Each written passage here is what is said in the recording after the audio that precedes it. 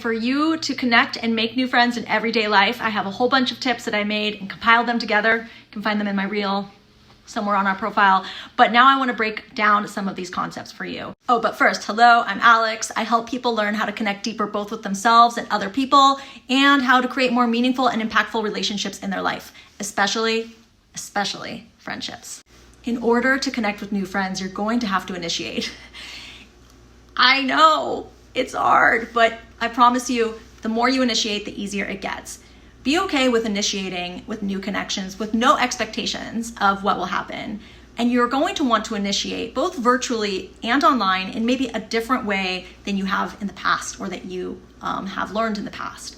My suggestion for how to initiate a connection with a new person is to highlight something you share in common. Highlighting something you share in common is a beautiful way to connect, because asking them a parade of questions is not.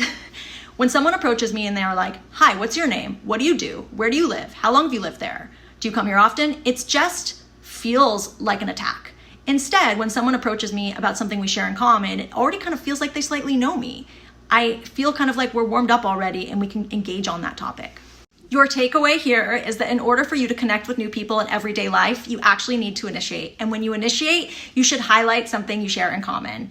Woo! Okay, stay tuned. Launching a